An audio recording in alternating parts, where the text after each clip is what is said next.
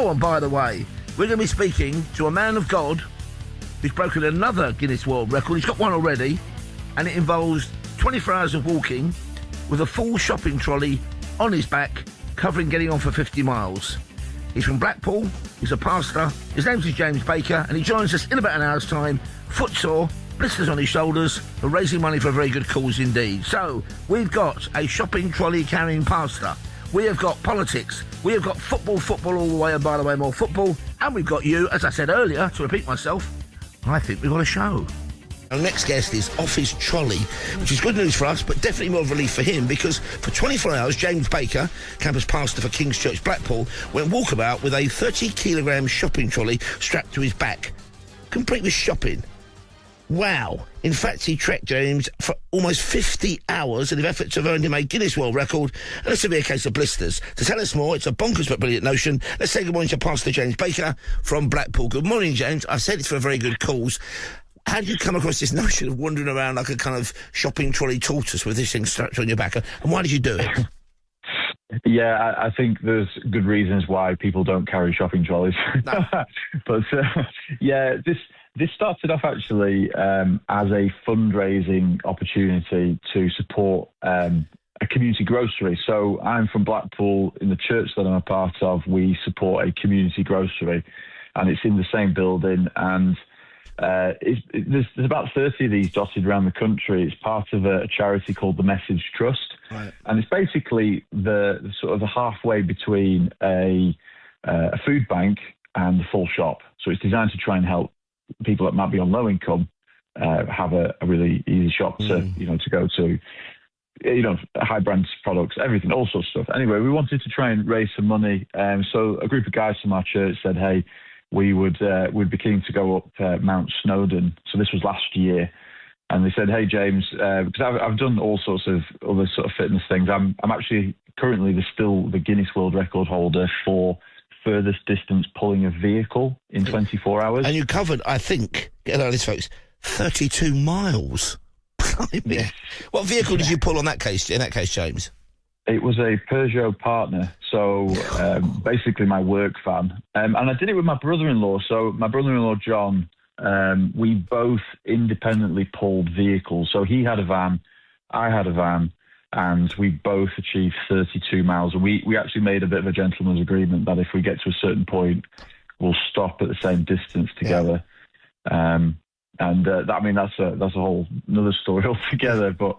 the guys at church said, "Hey James, you are off your trolley," because we were thinking about what could we do to represent the grocery, and also to link it to this notion of food insecurity, food poverty in this country. Exactly.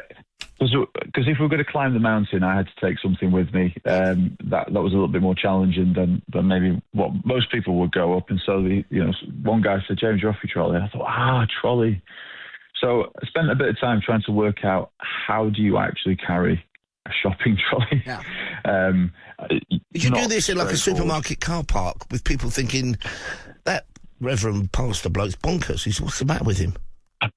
Well, since then, I've figured out a way of carrying it with a harness. And recently, in the run-up to the Guinness World Record attempt, I've had to go to the local Stanley Park near where I live and where I was doing the record, having to meet press photographers there from the local Gazette, and then seeing the general public. Every time I walked down the roads, there was always a police car going past me.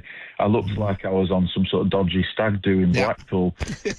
And there are plenty of those, so they're not in Blackpool. I've been to a few myself. Yeah, so it's just a normal thing, a normal sight. Is there a reason you settled on Morrison's shopping trolley, or is that simply the nearest supermarket to you? There is actually a partnership with the local big superstore, Morrison Superstore, right, with the grocery. So often if they've got stock that is either it's not selling or either it's close to end of life, they will donate it to the grocery. Great, yeah. And for people that are just coming in day to day, it's great. It's going to go off the shelf really quick. So they were really keen. And in the run up to this, I asked them, could I do a day practice day, actually walking round the store, inside the store with the shopping trolley. Okay. So I'm quite used now to seeing the general public looking at me, thinking I must have lost my trolley. But you had to have, I think, the Guinness World Records, because they set parameters, don't they? I think you had to have shopping in the trolley, didn't you? How did you decide what you were going to load the trolley up with? Yeah, so I suppose to put context with that, I went up Mount Snowdon with a shopping trolley, which is the tallest mountain in Wales. Yeah. That was really a fundraising opportunity to try this. When we finished it, we asked the Guinness World Records, with the contact that we had through the Vanpool World Record, could we make Snowdon a record? Right. And they said it's too locally based. So that means somebody from the other side of the world would have to go there. Yeah. So they said it needs to be more internationally appealing. Would you be willing, James, to do another 24-hour challenge? You started I think you started a global phenomenon, because there'll be somebody listening via Sirius to this show in Australia, New Zealand, Canada, the USA, thinking, 24 hours, that lightweight, I'm going to do 36 or whatever. So was there a weight suggestion? Because I think the trolley weighed 22 kilos, but I think what you carried was 8 kilos heavier than that.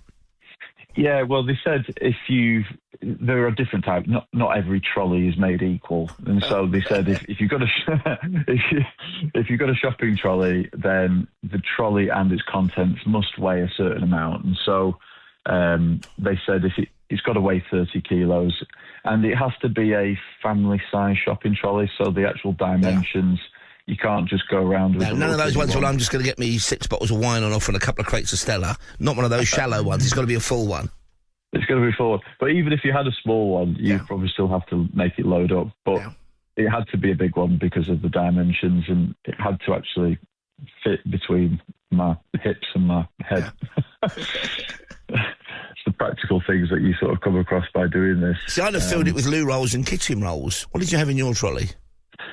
Well, again, the record said that I had to fill it with items that you'd normally buy in a weekly shop. So I did put some loo roll in, because but half the job is making sure the stuff stays inside the trolley. Right. So I had a board that I used for a bit of advertisement, but it also stopped things falling out. Right. So I had some toilet roll. I had there was some pasta in there, some juice. There was a bag of potatoes in there. There was toothpaste, washing fabric softener.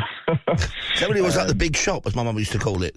Do the big shop, get a bit of detergent in there, always get loo rolls and whatever, toothpaste and stuff. Where did you do this challenge, James? Where did you actually do the 24-hour trolley-thon? Yeah. It was last month, so it was in April in Stanley Park, which is a big park in the middle of Blackpool, and it was on a 400-metre track. So that meant it was easy to record. It was a standardised track, just needed to stay in lane 1, have the survey from the company that created the track, and then basically just going round and round and round. Going quietly insane, I imagine, for the sound of it. Well, I had a lot of people that were walking around with me. So there were people that were counting laps, and so I had to have 2 people at all times counting laps, because to get a Guinness World Record judge there on the day, they actually do cost quite a bit of money. Mm-hmm. But you can evidence things yourself as long as you follow the rules. Also, you're a pastor. You're like a man of God. You're not going to fib to the Guinness World Records mob, are you? Exactly. No. So, they should just take my word for it. Absolutely. A pastor carrying pasta, as we would say down south. There we go. Absolutely. And from reading about your endeavours in the papers, which is where we stumbled across your brilliant story, blisters set in after a while, did they not? Well, I've never carried a shopping trolley for as long as that before. I don't suppose many people will have. No. But I think once I got to 14 hours... that was when it started to sort of affect my feet a little bit. And I mean, I've done 24-hour challenges before. I've done the Vanpool 24-hour challenge on 2 occasions, and there's been other occasions where I've been on my feet for the whole 24. I work as a gardener as well, so when I'm not working for the church, I actually run a gardening company. Okay. That helps people back into work, supports people in the community. Brilliant. So I'm used to. I mean, most of my training as well is literally from carrying power tools on my feet 7, 8, 9 hours a day. I think the blisters was just the constant moving, but also the pressure points on my shoulders and walking quickly. I think the impact was probably more than what I was expecting. It didn't stop me; it just slowed me down after about the 14th or 15th hour. But I kept a pretty reasonable pace. So up to that point, I was walking at about 9.5 kilometres. So 9.5 minutes per kilometre. Right. Which people that were with me were having to keep up with me. Wow. You're a machine. That's what you are. and I know you've got a Just Giving page, I think. I mean, what have you raised so far? Because I'll give the Just Giving details in a moment, because I know you're still taking contributions for the food grocery outlet. Well, absolutely, and there's still time to be able to give to that. So it's so far we set a target of about £2,500. So we've raised over 3,000 so far. Well done. Gift aid on top. I'm actually the next thing at the moment coming up is I'm actually planning to go to Ben Nevis next week, and I've been debating whether to take a shopping trolley with me, but I've decided to go for it, and the weather looks good. With a shopping trolley or not? With a shopping trolley. Oh dear. Well, it all started with Mount Snowdon. Yeah. So now you're going to the highest peak in the UK, Ben Nevis. So it would mean next year I'd need to complete the set and do Scarfell Pike. Wow. so it's justgiving.com/page, and I think if you put in off your trolley 2026 rather, off your trolley, all one word, 2026, you can donate to James and his brilliant calls and his amazing endeavours. Let me ask you a personal question, if I may, James. I'm in my own business. Okay. I'm fascinated by people of faith. I'm an agnostic, but I'm fascinated by the whole area. When did you know that this was what you wanted to do with your life, as well as all the other things that you were effectively devoting your life to helping other people and to God? Was there a moment when that struck you? Is that almost like a vocation? Yeah, definitely. I mean, before I became a Christian about just over 22 years ago, and growing up, I grew up in a Church of England church. I enjoyed the kids' work, but when I became a teenager and a bit older, I actually went the opposite way. I hated the church, hated God, hated anything to do with it.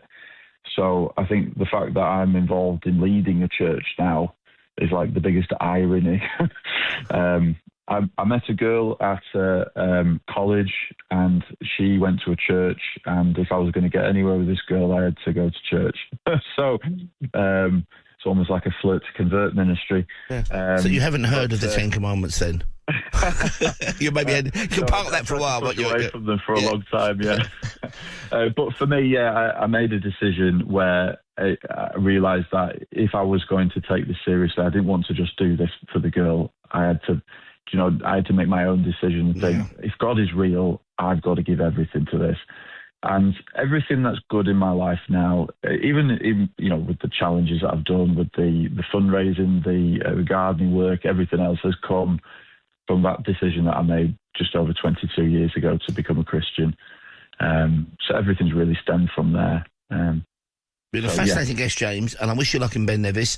A reminder, folks, it's Off Your Trolley 2026 on Just Giving. And where can people find out more about what you do? Are you kind of online as a presence as well, James, finally? Yeah, people can find me on Instagram. My handle is Pastor James Fitness. So I've got a page sort of dedicated towards some of the health and fitness journey that I'm on, but also incorporating, faith as well as fitness. So that's Pastor James Fitness. For you heathens out there, it's Pastor spelled Pastor, not Pasta, just to be clear. Pastor James Fitness then. That was Pastor James Baker. So I'm going to be pricing you guys on talkSPORT. Remember, Just Giving via Off Your Trolley 2026. And we're live this morning till 5. Lovely bloke.